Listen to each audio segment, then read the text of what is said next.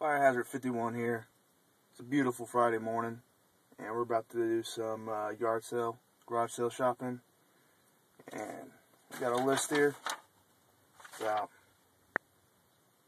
25 places. We're gonna hit something. Friday morning, people working, I ain't working, so we're gonna get some steals here. We gotta get some steals with 25 places we're going to. Gonna put the miles on, so gotta get some gas. We're going to get some cash at ATM, and we're going to see what we find. Alright, back here again at the home station, and got done doing our garage sale shopping today. Racked up 100 miles on the car, which for my SUV I equate to $14.30. It's a nice bit of chunk of change for just, you could come back with nothing, but today was worth it. Even, went to 34 different garage sales. I was expecting a lot. It's a Friday, expecting a lot. Expectations were high here. But and overall, I only got one thing, so I was a little bit disappointed about that. But the one thing I got, very excited about.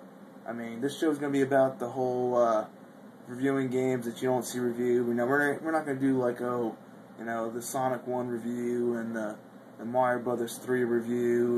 We're going to do some games that you don't see very often, being reviewed. And we're going to try to find those awesome games that no one really talked about, stuff that got, missed. And, this stuff is got missed by a lot of people just because, it's a foreign system. Picked up a foreign gaming system today, and, it's going to be something new and exciting. And I love it. I love the idea of having this system. So basically what happened today is I went up to this garage sale. It was early in the day, maybe around 9:30 or so, and I didn't see any games out there. It was a little bit he had out there, and this guy was in his 40s or so. So you always ask, and that is the lesson that everyone needs to learn, is you always ask, because people forget about stuff, or they just don't think about it. When they think garage sale shopping, they think, oh, I got all this baby clothes. So when they make like a freaking Craigslist and they put baby clothes and this other stuff, they always leave out the games, man. I'm telling you, they always do that probably. They always have some of them, as always. So I asked him, and he said no, and and all of a sudden, like a few seconds later, he's like, oh yeah, actually I do. It's a foreign system. And I'm like, oh, it's probably a Famicom, He's like, well, would you be interested? And I'm like, trying to let him know that I'm really interested, because I'm trying to get a cheap deal here. So I'm like, yeah, I'm interested, Go ahead and get it out. I'll check it out. He goes in, he comes out, and he says, it's not a Nintendo, it's a Sega. I'm like, oh, alright. I'm like, Sega Genesis, Japanese? I'm like, I don't know what that means. Is that Master Drive? I don't know. But I'm like, I never heard people having that. I've heard Famicoms, and I've heard PlayStation 2s, and like the later generation ones being, in America. But this is a Sega. And not just Sega, it's Sega Saturn. So let me show you. This is what he brought out. This case that holds the Sega Saturn. It's well maintained because it's in that case, and it's really clean. It looks really good. He said the only problem it has is like Y2K compliance, where you have to reset the clock every single time you start it up, but it still functions. This is real interesting. This right here, I hardly ever see any systems with this. You always see just kind of like that. Also, there was like some games that maybe they go into that, but he said it's actually a memory card expansion or some sort like that. So that's pretty cool. It's got the manuals under here. It's got all the cords. This case itself is really sweet. You can have your cords inside, they're coming out, and then on the back side, it's the same thing for the AV and power cords. So you can have your system in here and keep it in good condition because of that. And down here you actually have a slot to store all your stuff. And with the case came this the Sega Saturn gun. Pretty cool. Never seen those really.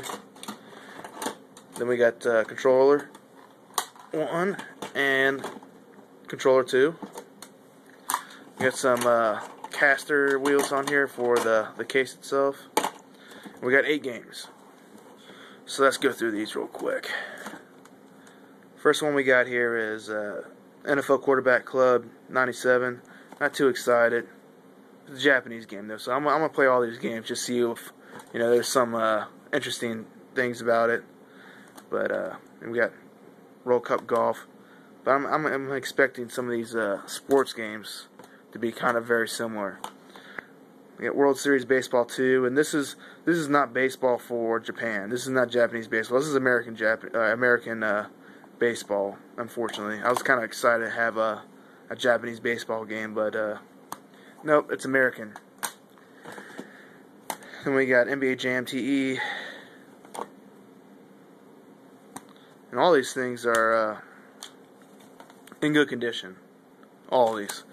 The guy was stationed in Japan, so he bought the system when he was like 20s. So he kept care of the stuff. This is Fighting Vipers. I'm not even sure if this was it was ported to America or not. It's a standard 2-person, arcade style fighting game. Could be fun to play. Then we got Virtual Fighter 2. Pretty common game. Everyone's heard about. Good series. I'll have to review that. And we have Virtual Cop 2. And this is the one that needs the gun for. And I'm not sure if the gun's going to work on my plasma TV I have. So I may have to pick up an old school TV so I can play that. And then we have Godzilla. And how fitting is that to have a monster game for the Sega Saturn from Japan that is Godzilla. And it says real-time monster attack simulation. On the back, it looks like just like a free roaming kind of I won't say arcade, but it's like a fighting game. It looks like for between Godzilla and the other monsters from the series. I don't know. I may have to start watching some Godzilla movies to see the stuff. But yeah, those are the 8 games that came with it, with the sweet case. And after going through it with them and seeing it, and I'm like, oh yeah, make sure it'll work, and I'm not showing too much interest in it. I'm freaking stoked, man. I'm like, this is gonna be awesome. And I'm thinking like $50 would be worth this. This many games, it's kind of rare. You're never gonna have a chance to find this again. Not unless you go on eBay or something like that, and then they're gonna jacket the price on something this rare. So in my mind, I'm thinking like, man, he can get away with $50 for me today, right now, if he wants to stick the hard price. But so I'm like, yeah, how much do you want for this? I'm not showing overly impressed. I'm like, I'm just kind of on the borderline whether or not I'm gonna buy it or not. And he throws out $25. That's the price he wants. And I take a deep breath and I'm like, yeah, would you take 20 for it? And sold. Right then and there. The guy was so excited. I probably could have tried to talk him down to 15. I don't know. I guess he was just like, he's done playing this thing. He probably hasn't played it freaking... There was a little bit of dust on top of it. It's probably sitting around the basement or whatever for like freaking, maybe 5-10 years. So, he's going to play it. And I doubt if he had children... Well, he actually had children because he had a whole bunch of kids' toys there. So I doubt his children were going to play it either. They probably didn't know I speak Japanese, even though he had a Japanese wife. That'd be kind of a shame, honestly. But, yeah, they're just, he just wanted to get rid of it. And I talked him down to 20, and I'm pretty happy about that. So, lesson learned, guys. Always ask. Don't show huge interest. This is common things, but, you got to show some willpower, some, control of yourselves. And, always barter, It's a garage sale. Don't ever throw up the number yourself. That's how you always do. Just like with job interviews and all that, you never throw out the first number. Let them do it. And honestly, what I should have done is I should have named the price that I thought he would have declined, because then you can actually get what the bottom number is. If you can get to the low number, that's good. But I was happy to walk away with $20 for this thing. I ain't gonna get super super greedy. 25 was 25 was a good deal, but I got 20s in my pockets. I'm like, let's see if he takes 24. But I was totally selling 25 though. So, lesson learned: always ask, always try to get a little cheaper price, and never start off with the first bid estimate. So that's all we got today. It's kind of a long day, not much else out there. I think we're going to do better the next time because we're going to get better at doing this. We're going to get better at picking out the place that we're going to go to and find out where the good stuff is at. So tomorrow we're going to be doing thrift stores, or not thrift stores, but flea market. Might come up with some good there. I got a Genesis games I want to play, but I don't got the Genesis system that works. Bought one last time at thrift store or freaking flea market, didn't work. How does the Genesis not work? Took it apart, it's clean. It's one little spot and it's black. Capacitors look good.